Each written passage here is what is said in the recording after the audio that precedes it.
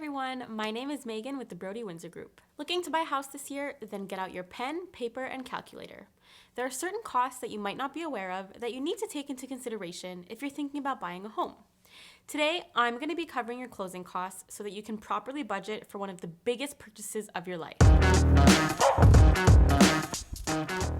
Number one on the list, your down payment. Typically, this is between 5 to 20% of the purchase price. Now, if you're a millennial like me, you might need some help from the bank of mom and dad with where home prices are these days in most Canadian cities. Oh, and by the way, mom and dad, the great thing about gifting your kids a down payment is that it's non-taxable and a great way to get their junk out of your basement. A little side note here, and don't worry, we will cover this topic in a later video. The bank will typically want the funds to be in your account for minimum 30 days before your anticipated closing date. Now, if you're like most buyers today, coming up with 20% down payment isn't that easy, so your mortgage will have to be insured. And what comes with insurance? Premiums. Thankfully, they don't ding you for that premium right up front. They add it to your mortgage and spread it out over the term of your loan, typically 25 years. The down payment is payable to the notary a couple of days before the signing date. Number two, you've made your offer, got it accepted, you're all excited. Now you've got to make sure you're not buying a piece of crap. So what are we going to do? A home inspection. Unless you're a Kardashian buying a mansion, it will typically cost you about $850, and that doesn't include hiring other professionals to carry out expert tests, such as pyrite or mold. All right, you've had the home inspected, it's not falling apart, and you've decided to proceed with the purchase. Now, you still need to keep some more money aside. Depending on the terms and conditions of your offer, you may need to give a deposit. This is different from your down payment, which is due at the signing.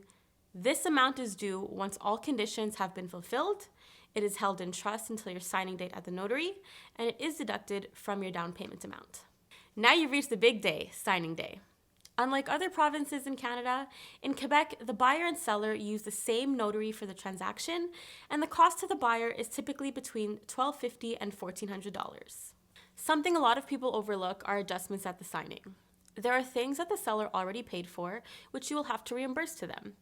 First is the municipal taxes, which run the same as the calendar year, and school taxes, which are from July to June.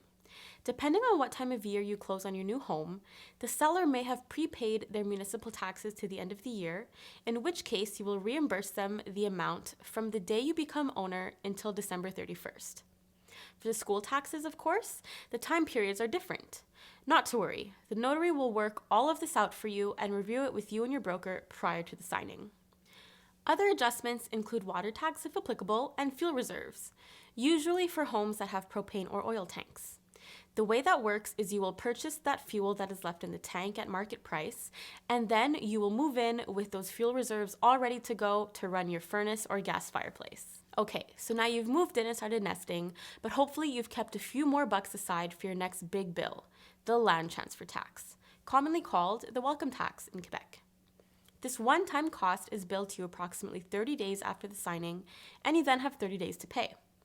There's a formula the city uses to calculate this tax, and we'll post a link to a calculator in the description. For example, for a $600,000 property, the welcome tax will be about $7,400. It is based upon the hire of either the municipal evaluation or the sale price. Congratulations, you are now a proud homeowner. But don't forget, after you've paid all these upfront fees, you still have recurring monthly costs. Your mortgage payments, property taxes, and you can actually bundle in your taxes with your mortgage, which most banks will allow, and it's really handy to keep you on budget. Utilities, home insurance, maintenance and repairs, and if you're buying a condo, you also have monthly condo fees. So there you have it. Those are all of the closing costs you can expect. If I can give you one piece of advice, it would be to make sure you have the appropriate professionals to guide you through all the costs and expenses involved in buying a home.